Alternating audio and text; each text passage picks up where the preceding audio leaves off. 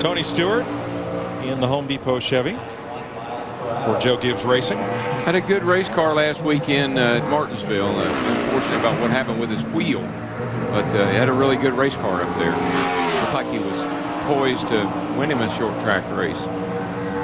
He was 15th quickest in practice, so we've been talking a lot about the new tire configuration we run everywhere we go. And Tony Stewart in the 20 car, along with Elliott Sadler in the 38, did the tire test for Goodyear back here in January. A lot cooler temperatures when they did the tire test, but you have to do it a couple of months out.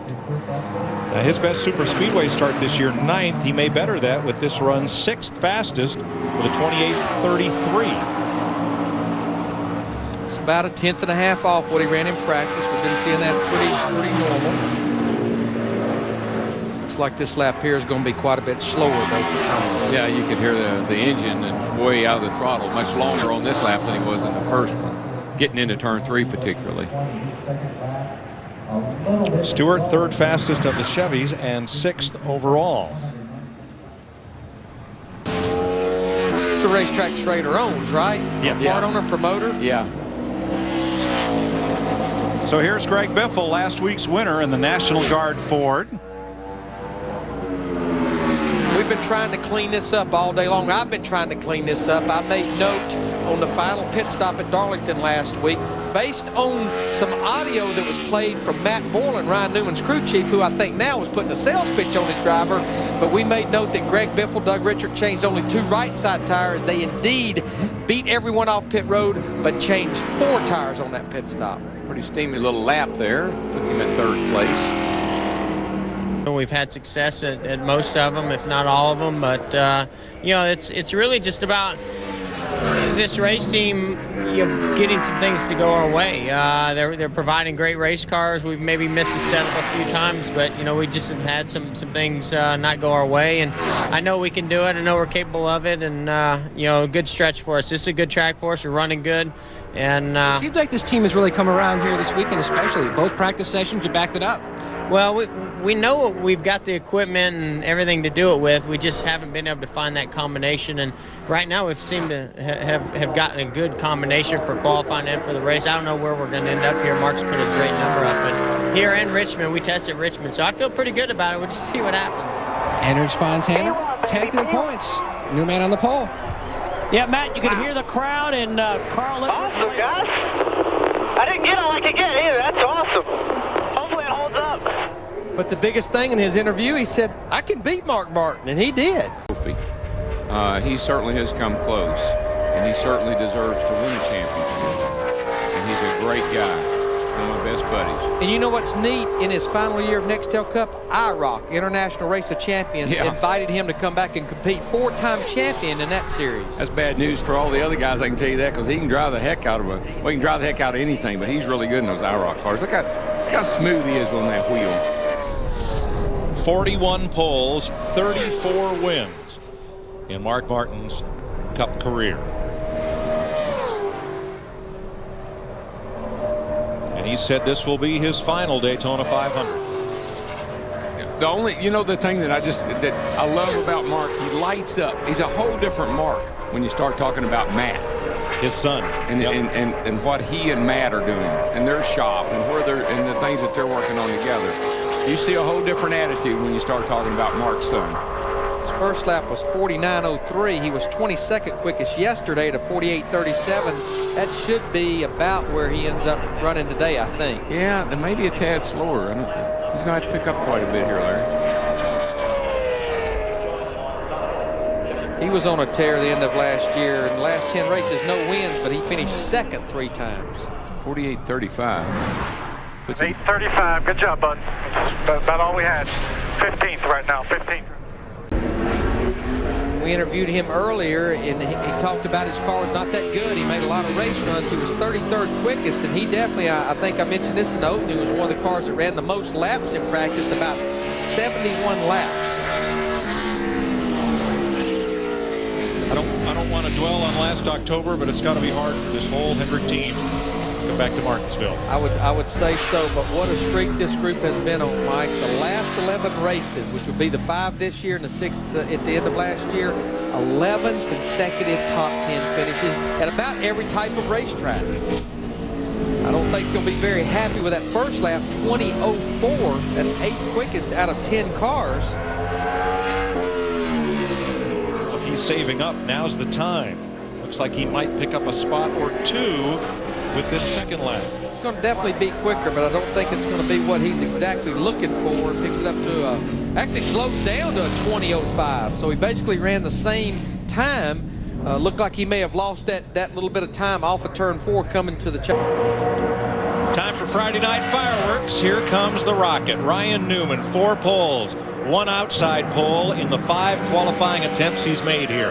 See, I don't think this format bothers him at all, because you think about that car, Larry, week in and week out, always on the pole. But sometimes they seem to miss it a tad for the whoa, he got a little loose right there. He did get a little bit loose, but this looks like this is going to be an awfully good lap. You see right there, she's pretty solid. It's not even bumping around right there. 197 miles per hour, and that's at the end of the shortest straightaway. Boy, that thing is dancing around too. I mean, he is handling that. He's manhandling that baby. I believe this is going to be probably when you see how fast it is, you'll know why. Golly gee, 40. Look at that, 28:48. 194 miles an hour. And 199 off into turn 1. Now, we said that he had the NEXTEL Cup record at 4 straight poles. That is that the active record?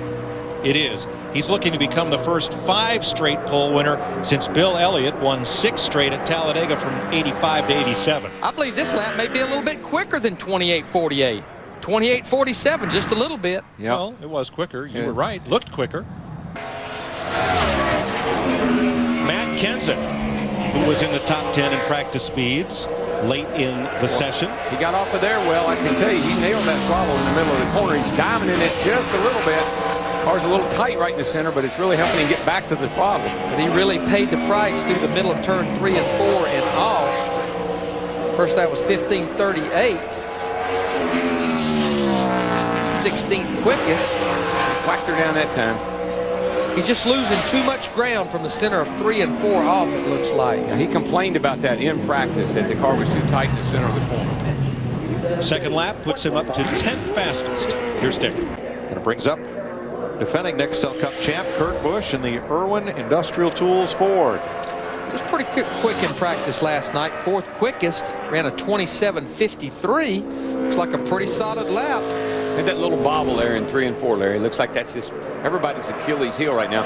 Getting loose off of 2. They're not getting out of the throttle, so it's not hurting their speed that badly. Getting in here into 3 and keeping the thing down and picking the throttle up. See, he gets sideways right there. Pretty loose. And he ran 27:23. If he can stay in the throttle off turn 4, it's going to be a great lap for Kurt Busch. Yes, sir. 27:01. He's on the pole for now. He slid her in there, I can promise you that. That was definitely a controlled slide. Power slide. Slid around a little bit, but felt faster. That second lap was the pole, Kurt. Oh, by the way. Well, I can tell you, as a driver, I would have said she was sliding around, and I don't know how it did, but then they say it's pole. Yeah, that's the way I had it planned. 97 car, Kenny Wallace, once again behind the wheel for Roush Racing here at Homestead Miami Speedway this week. Of course, Kurt Busch suspended by the team for the Phoenix and Homestead races after the incident he had with the Maricopa County Sheriff's deputies last Friday night out in Phoenix. Developments of the week this week on that story would be the actual release of the number from the test, which was way below any possible impaired driving laws. It's about 25% of most states rule that they call drunk at .08, and his time was his number that he blew on the breathalyzer was .017. Yeah. So, as I said, less than 25%. Which, in other words, got blown way out of proportion a little bit early. Wow, look at that. Kenny is just dragging the valence off that thing on the front. Yeah, a lot of cars, even down the backstretch, I've noticed, smoking the front tires. They got these cars down on the ground so much. Ooh, and he does have his hands full trying to get this car through the corner. And this lap doesn't appear to be any faster than the first. First one was 31:31. You know, I know in some parts of the country right now they need some snow plows, but not here in South Florida. So Kenny Wallace, the slowest of those that finished their qualifying lap so far, 16th out of 16, plus the Carl Long car. Carl Edwards with the... There's the hot rod, Rusty Wallace. Had a good qualifying run in the Busch Series qualifying earlier. And as Dave Burns says, he had has quite a record here. 5 holes and 43 starts, 3 wins. He's led 878 laps. And that was a great comeback by Larry Carter, Rusty Wallace, and this group at Loudon to finish 6th after the penalty of pitting out of the box, getting a 1-lap penalty. That was quite a comeback, as well as for Matt Kenseth and the 17 group as well with their lug nut problem. Boys, take a look right now. The Deuce is at the top of the heap right now. 23, almost a 23 flat for the 2 car right there. That hot rod is on fire, boys. We keep telling Rusty that if he drive that Busch car a little bit more, that it'd help his cut program out a little bit. But pretty good lap right there by Rusty Wallace. And you know what? I have to believe that it may not be an advantage, but it's certainly not a disadvantage. You know, I don't think it hurts you. I really don't. Well, good thing you changed that air pressure.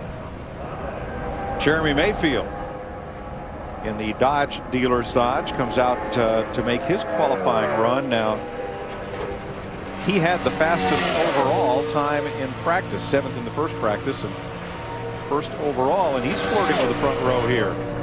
And by the way, I know Michael's pretty happy because he actually agreed with me this past week on an issue. And that's highly unusual. Very unusual.